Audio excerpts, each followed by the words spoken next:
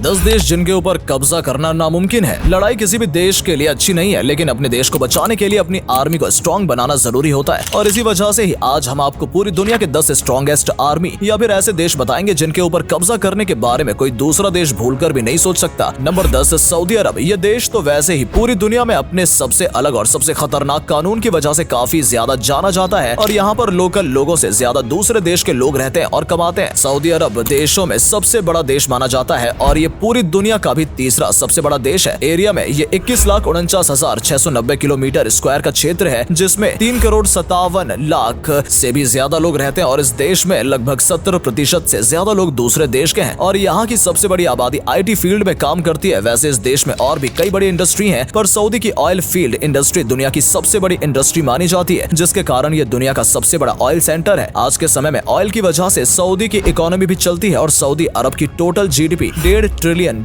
की है, जिसके कारण ये दुनिया में 18वां सबसे बड़ा इकोनॉमी वाला देश कहलाता है, जो कि अपनी टोटल GDP का 7.98% अपनी मिलिट्री पर खर्च करता है। इसका मतलब सऊदी अपनी मिलिट्री पर खर्च करने में दुनिया में 9वें नंबर पर आता है। हालांकि सऊदी में मात्र 2,27,000 सक्रिय सेना है, इसके बावजूद ये दुनिया का 10वां सबसे पावरफुल कंट्री है। नंबर 9, तुर्की। ये दुनिया का 6ठा सबसे बड़ा पर्यटक स्थल है। साथ ही तुर्की खूबसूरत देशों में से एक भी माना जाता है। तुर्की पूरे विश्व भर का एक ऐसा देश है जिसका कुछ भाग यूरोप और कुछ एशिया में आता है, जिस वजह से इस देश को यूरेशिया के नाम से भी जाना जाता है। 7,83,562 किलोमीटर स्क्वायर फीट क्षेत्र में फैले हुए इस देश की आबादी लगभग 8,55,00,000 लोगों से भी ज्यादा है। इस देश की GDP $853 बिलियन की है और ये देश अपनी मिलिट्री पर अपनी टोटल GDP का काफी बड़ा हिस्सा खर्च करता है। वैसे तो तुर्की सैन्य ताकत में पूरी दुनिया में 8वें नंबर पर आता है और नाटो में अमेरिका के बाद तुर्की की सेना आती है। ये नाटो में दूसरे नंबर पर सबसे ज्यादा संख्या में और तादाद में बड़ा है, जिस वजह से ये दुनिया का 9वां सबसे शक्तिशाली देश कहलाता है। Number 9, Germany. 3,57,000 किलोमीटर स्क्वायर के क्षेत्र में फैले हुए इस देश की आबादी यूरोपियन देशों में दूसरे नंबर पर आती है, यानी 8,42,00,000 से भी ज्यादा लोग जर्मनी में रहते हैं। इस देश की अर्थव्यवस्था दुनिया की सबसे बड़ी अर्थव्यवस्थाओं में से एक है और जर्मनी अपनी मैन्युफैक्चरिंग पर बहुत ज्यादा ध्यान देता है और दुनिया में इसे मैन्युफैक्चरिंग हब के नाम से भी जाना जाता है, जिसकी वजह से विश्व भर में जर्मनी का बहुत बड़ा प्रभाव है। इस देश की सबसे खास बात यह है कि यहाँ की सड़कों पर नो स्पीड लिमिट रहता है, मतलब आप जितना ज्यादा हाई स्पीड में गाड़ी चलाना चाहते हैं उतना ज्यादा चला सकते हैं। वैसे जर्मनी की मिलिट्री पावर की बात करें तो जर्मनी की मिलिट्री यूरोपीय देशों में दूसरे नंबर पर आती है, मतलब जर्मनी के पास 1,83,707 सक्रिय सेना और 30,050 रिजर्व सैनिक हैं। जर्मनी की सरकार अपनी मिलिट्री पर अपनी टोटल GDP का 4% खर्च करती है। Number 7, France. फ्रांस एक ऐसा देश है जहां मानव जीवन के सबसे पुराने निशान मौजूद हैं। आज भी, यानी मिलियन वर्ष पहले के निशान आज भी फ्रांस में मौजूद है। इस देश की सबसे खास बात यह है कि दुनिया में सबसे ज्यादा साहित्य नोबेल पुरस्कार फ्रांस के राइटर्स द्वारा ही जीता जाता है। फ्रांस बड़ा देश है जो कि 6,13,801 किलोमीटर स्क्वायर के क्षेत्र में फैला हुआ है और इस देश में 6,74,00,000 से भी ज्यादा लोग रहते हैं। इतना ही नहीं, फ्रांस के पास दुनिया की 6ठी सबसे शक्तिशाली सेना है, क्योंकि फ्रांस में 2,08,700 सक्रिय सैनिक हैं, जिसमें से 35,000 सैनिक रिजर्व पर हैं। और तो और फ्रांस की GDP की बात करें तो फ्रांस की GDP $3.06 ट्रिलियन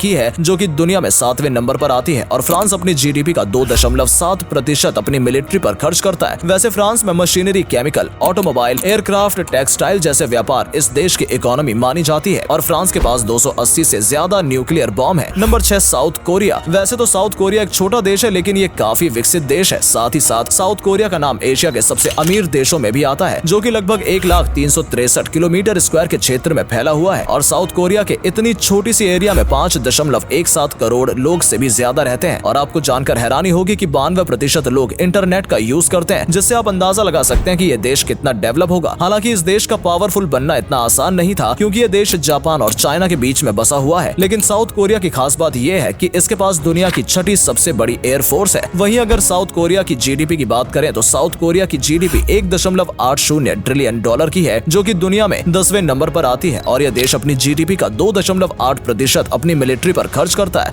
तभी तो साउथ कोरिया पावरफुल कंट्री यानी 140 देशों में 6ठे नंबर पर आता है, जिसके पास 5,55,000 सक्रिय सैनिक और 2,75,000 रिजर्व सैनिक हैं। इसकी एक और खास बात यह है कि साउथ कोरिया अपने देश के लोगों की एजुकेशन और बिजनेस पर बहुत ज्यादा खर्च करता है। Number 5, Japan. वैसे 12,57,00,000 लोगों की आबादी वाले देश में सेना का बहुत ज्यादा महत्व है और यहाँ के लोग दुनिया में सबसे ज्यादा मेहनती माने जाते हैं। तभी तो जापान दुनिया में अर्थव्यवस्था में अमेरिका के बाद तीसरे नंबर पर आता है, क्योंकि अगर हम जापान की GDP की बात करें तो जापान की GDP $5.04 ट्रिलियन $1 की है और ये अपनी टोटल GDP का 1% अपनी मिलिट्री पर खर्च करता है। दोस्तों, जापान की मिलिट्री पर अमेरिका काबू करना चाहता था, लेकिन जापान ने कभी हार नहीं मानी। जापान तो शुरू से टेक्नोलॉजी पर ध्यान देता है और इस देश ने अपनी पूरी ताकत टेक्नोलॉजी पर लगा दी, तभी तो आज टेक्नोलॉजी जापान की पहचान बन गई है। वैसे तो जापान की सेना कई सारी कंट्री के मिलिट्री से काफी छोटी है, लेकिन पावर में किसी से भी कम नहीं है। यानी जापान के पास 2,47,000 पर्सनल और 56,000 वीजा पर्सनल है, जिससे ये पता चलता है कि ये सारी कंट्री के कम आर्मी वाली कंट्री है, फिर भी जापान पावरफुल कंट्री में अपना नाम रखता है। Number 4, India. पिछले 4 दशकों में इंडिया ने भी अपनी अर्थव्यवस्था पर काफी ज्यादा ध्यान दिया। जैसे भारत में 6.5% की अर्थव्यवस्था में वृद्धि भी हुई है। मतलब इंडिया की जनसंख्या 138 करोड़ से भी ज्यादा है और इसी वजह से इंडिया भी मिलिट्री पावर में दुनिया में चौथे नंबर पर आता है। भारत के पास 14,55,000 पर्सनल है, वहीं इस देश के पास दुनिया में सबसे ज्यादा वीजा पर्सनल है। इंडिया में 11,55,000 वीजा पर्सनल है और पिछले कुछ समय से भारत ने अपनी GDP का यानी $3.5 ट्रिलियन